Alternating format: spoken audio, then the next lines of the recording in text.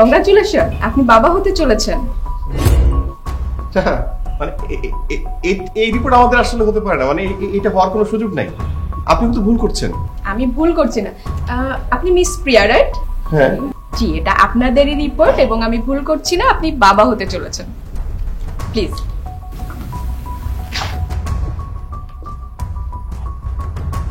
না, এটা আমাদের হতে পারে না।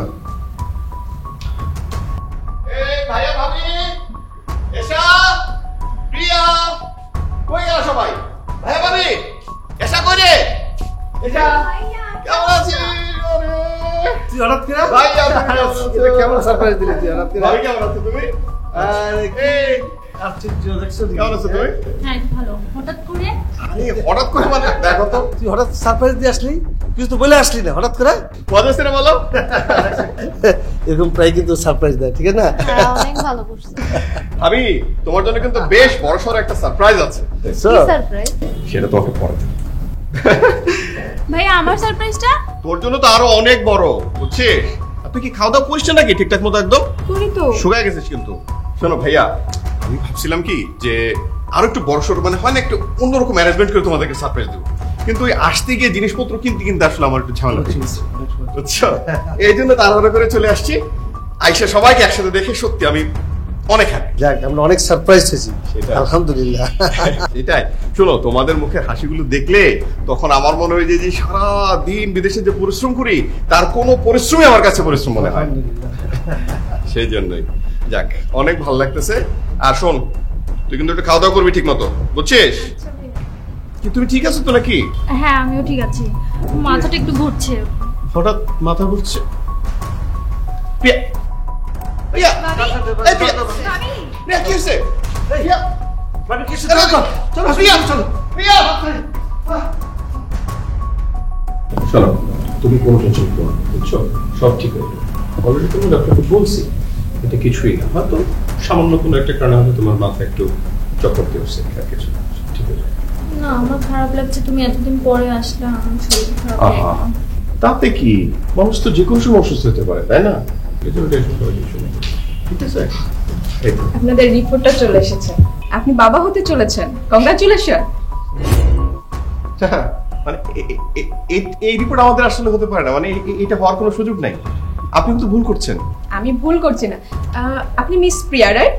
হ্যাঁ জি, এটা আপনাদেরই রিপোর্ট এবং আমি ভুল করছি না, আপনি বাবা হতে চলেছেন। প্লিজ।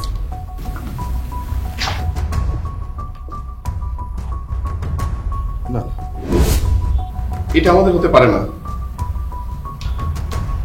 নার্স, জি, আপনি শিওর। প্লিজ একটু। এটা কি? কি এটা? আমি এটা কি দেখলাম? আমি 2 বছর পরে বিদেশ থেকে দেশে আসলাম, এর মধ্যে তুই প্রেগনেন্ট হলি কিভাবে? কথা বল। এর মধ্যে তুই প্রেগনেন্ট হলি কিভাবে? এটা কিভাবে সম্ভব? দেখো, এটা একটা অ্যাক্সিডেন্ট হয়ে গেছে। কি? এটা এটা অ্যাক্সিডেন্ট? হ্যাঁ, নিজে বেলাল্লাপনা করে পেটে বাচ্চা এনে তারপরে সেটাকে অ্যাক্সিডেন্ট বলছিস? বল, এই বাচ্চার বাবাকে কবে, কখন, কোথায়, কিভাবে হলো? বল। আমার একটা ফ্রেন্ডের সাথে। হোয়াট? ফ্রেন্ডের? তোর একটা বার এই কথাটা মাথায় আসলো না যে তোর স্বামী আছে, সংসার আছে, একটা ফ্রেন্ডের সাথে তুই আজকে বেলাল্লাপনা করে তুই এখন প্রেগনেন্ট হয়ে এই হসপিটালের বেডে শুয়ে আছিস? তোকে সারপ্রাইজ দেওয়ার জন্য আমি বিদেশ থেকে ছুটে এসেছি।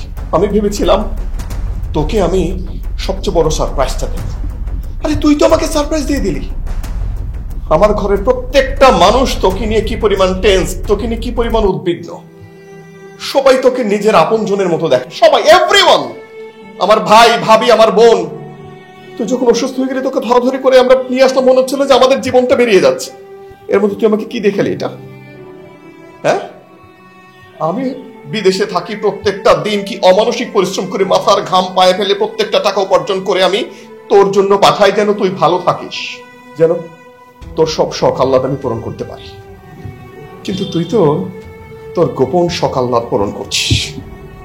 কতটা নীচ, কতটা জঘন্য, কতটা বিশ্রী হলে একটা মানুষ এই কাজ করতে পারে?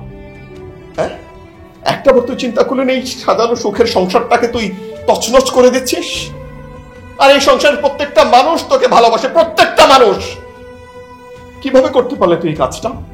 এটা হসপিটাল, যদি এটা আমার বাসা হতো আমি তোকে গলা টিপে মেরে ফেলতাম। আমার জীবনে আমি কোনো অন্যায় করিনি, আমি কোনো পাপ করিনি আমার জানা মতে। আমি সারা জীবন মানুষের ভালো চেয়েছি, সারা জীবন মানুষের উপকার করেছি। আর আমার জীবনে এত বড় একটা পাপ এটা কখনোই হতে পারে না। এই সন্তান যার, তুই তার সঙ্গেই থাকবি। কোনোভাবেই এই সন্তানের পরিচয় আমার সাথে, আমার নামের সাথে, আমার পরিবারের সাথে যেন যুক্ত না হয়। এরপর থেকে তুই আমাদের পরিবারের ত্রিসীমায় আসার চেষ্টা করবি না।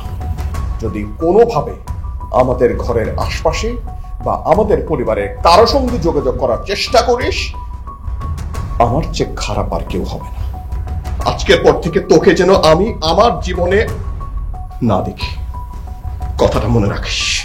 আর হ্যাঁ, ডিভোর্স লেটার আগামীকালকের মধ্যে পেয়ে যাবি। তুমি আমার কথাটা শোনো, একটু একটু প্লিজ এখানে বসো, একটু শান্ত হয়ে আমার কথাটা শোনো।